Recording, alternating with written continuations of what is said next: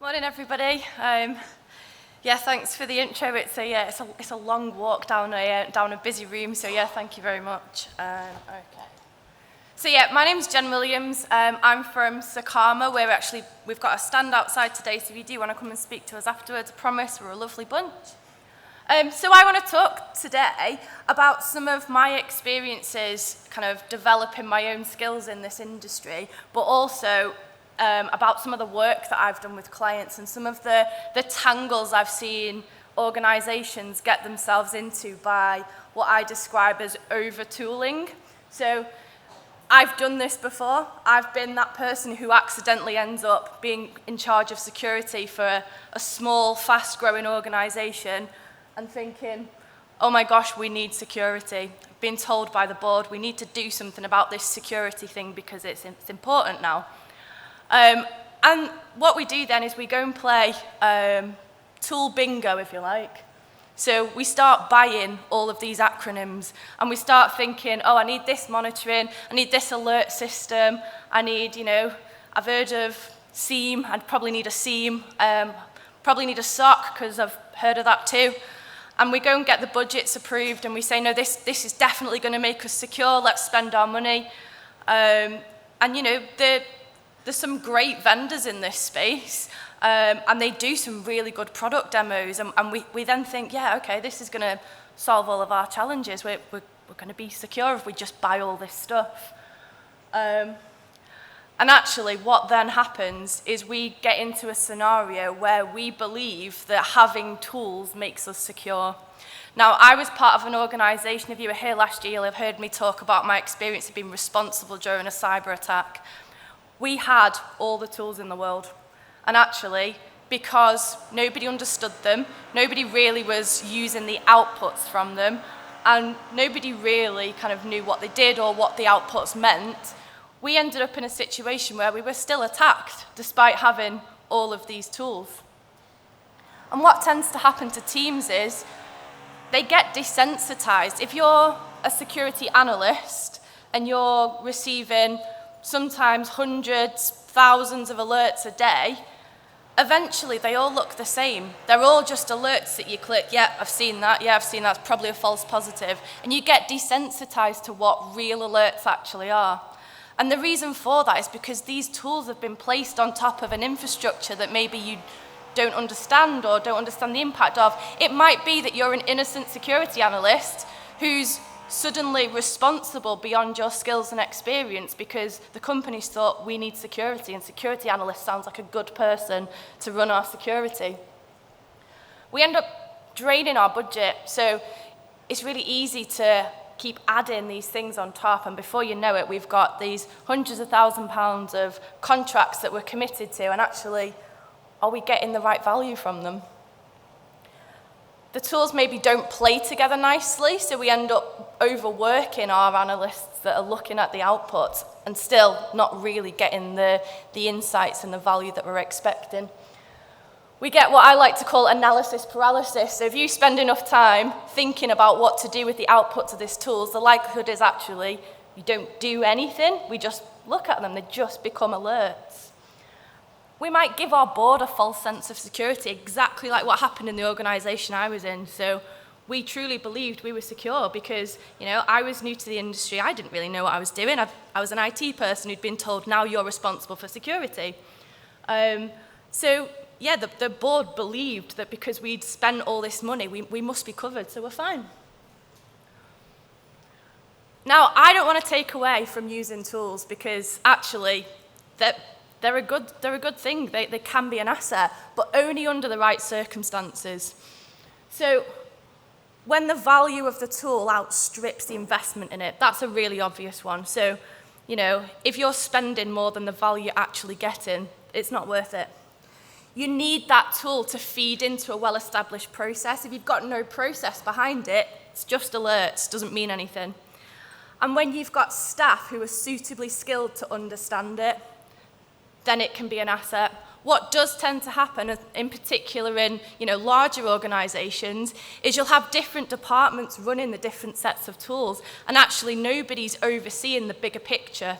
So we're feeding data in, but actually nobody's looking at it thinking, oh, actually, we've got a risk here, or, here's a cyber attack. So Secarma have done a penetration test recently with a company, and during the test, we discovered an ongoing incident. It was actually in progress, it was live, and there were malicious files on the infrastructure. These guys were tooled up to the eyeballs, and when we pointed out to them, actually, you've got these malicious files, it turns out that they'd had kind of 3 months worth of alerts that would have suggested that to them. But because nobody was analysing those alerts properly, there was no process for escalation, they were just lost in the mix. So, tools have their place, but they have to be in context, and there has to be a really clearly defined use case. So if you have a manual process that takes a long time, and you find a tool actually that can automate that process, brilliant, but that's no good without the underlying process. So how do we do it better? So for me, the first one is really important. Choose a framework. So there are loads of frameworks out there, and I'll just come on to some of the most common ones that I think do a good job for businesses in our country. Make sure you know what you've got to protect. So when we talk about assets, we're not just talking about physical assets or laptops or servers. We're talking about the data that's on there, and we're talking about even things like staff knowledge. They are your information assets. Do a gap analysis against the framework, and if you haven't got the skills to do that gap analysis, or you don't have suitable objectivity, get someone to do it for you. These exercises are not expensive, and the value you get from them is huge. And make sure, this sounds really obvious, but you wouldn't believe it, make sure you understand the requirements before you buy the tool. I can think of an organisation in particular that the commercial people and the sales people amongst the room, oh God, you'd love an introduction to them, because all they need is a swanky demo. They will sign you up, and then they will add to their mountain of alerts. So if anyone wants an intro, come and see me afterwards. And find a tool that fits your system. There's no point buying an enterprise-grade solution, actually, if you're going to have to tailor your existing processes to fit it. Okay, frameworks. These are the ones that work really well for businesses in the UK. ISO 27001, everybody will have heard of. The National Cyber Security Centre have got the CAF framework, which is slightly more, I would describe, slightly more practical than ISO 27001. And it has some really good examples of what good looks like and what poor practice looks like. We've got the NIST frameworks, which are slightly bigger again. And then for those smaller businesses who actually are never going to achieve ISO 27001 or are never going to comply with NIST, Cyber Essentials is as good a framework as any for starting to improve your security. I think my point is choose one. Do your gap analysis against it and use the tools to support you in that framework. Identify all your assets, that's absolutely crucial. There's no point having alerts on 50% of your assets. Now, I've seen that happen. Huge broadcasting organisation who had, they told me, oh yeah, we're all covered by this cloud monitoring service. But when you dig into it, actually, they had 70% of their recently discovered accounts they didn't know existed, so actually they didn't have any monitoring on those. There's no point unless you understand your estate and actually understand what's normal. If you don't know what your normal network fingerprint is, how on earth are you going to know whether an alert is a false positive or not? Perform a gap analysis. Before you decide to do this yourself, ask these questions. So do we have the right skills? Do we have the right independence, and do we have the right knowledge? So do you have someone in your business who knows that standard inside out? And actually, are they the only person who's responsible for that? So are they, in effect, marking their own homework? Answering no to any of those questions should trigger you to get in touch with a third party. There are specialist organisations out there. Do you have the right kind of monitoring and reporting to evidence? So even if you decide you're not going to certify against those standards, and you don't have to, it's a perfectly legitimate way to use them just as a guide, but make sure you have the right evidence. Otherwise, you can trick yourself into thinking you're doing the right things when actually, if an objective person came in, they would discover that maybe you haven't, or maybe you think a process is working, but it's not.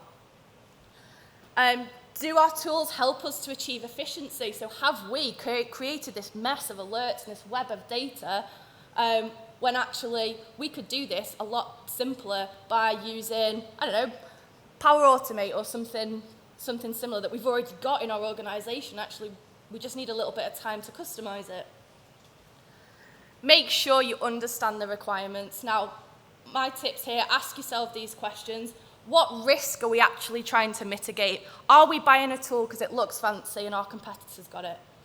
And that happens more than you would understand.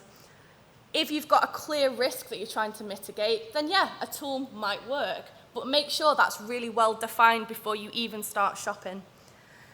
Do you have the right resources and skills to analyze the output? Are you going to get analysis paralysis because actually there's nobody who's senior enough and knowledgeable enough to be able to take action based on what that tool's telling you? Can we do this with our existing tool set? I'm a huge fan of using what we've got. If you've got a solution from a vendor already, speak to them about actually, is there a feature that might solve this for us so we don't have to go and layer another solution on top?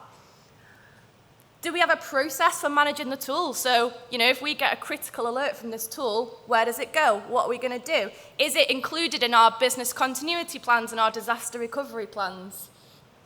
Does the tool play nicely with our environment? If it doesn't, we're adding to a big web of suppliers.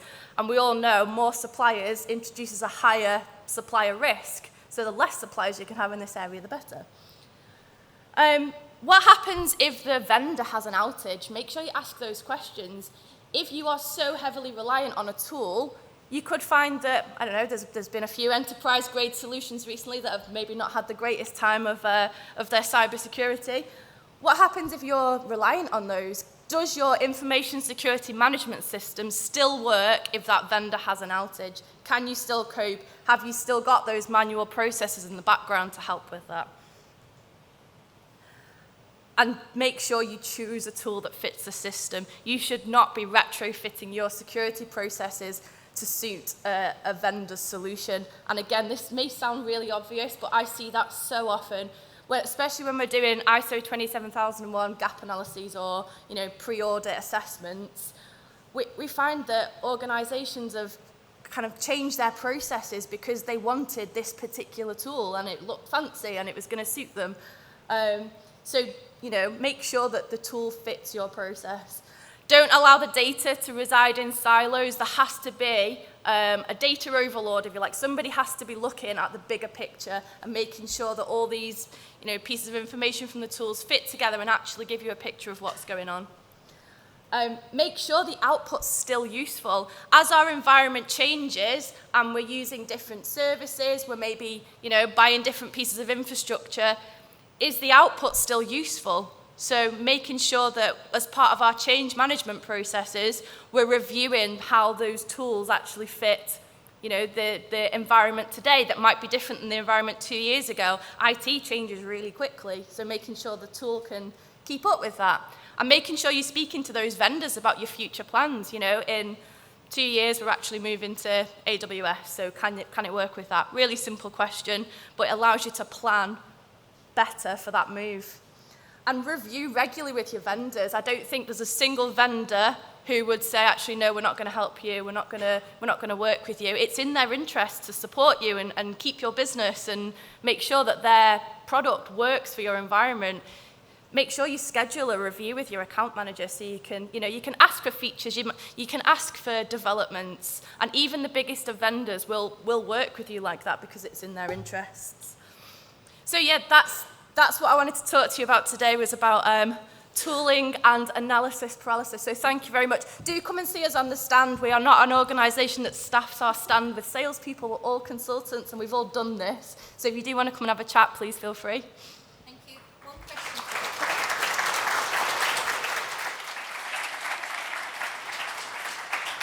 So you've thrown down the gauntlet about tooling. I have. So if you had a very limited budget, Yeah. what one tool should you be thinking of? Okay, if you've got a very limited budget, none. If you've got a very limited budget, I would spend that budget on working through your frameworks and your manual processes until you get to that point where a tool is going to save you some effort, money, or drastically reduce a risk. Don't go near it. And if I found some money down the back of the sofa, what would you recommend? I would recommend monitoring tools first. So I did once share a stage with the CTO of a huge, what do we call it, a pizza maker. They were huge. And this guy stood there and said, actually, it's impossible for us to ever be hacked. We've got, you know, this email filtering system that means that we won't ever get hacked. And I remember thinking, I manage a team of pen testers who, if you said that to them, are sat there rubbing their hands together, seeing that as a challenge. Like, and I don't think that cyber criminals aren't doing the same. Don't set the challenge. Thank you. Thanks, Jen. Thank you.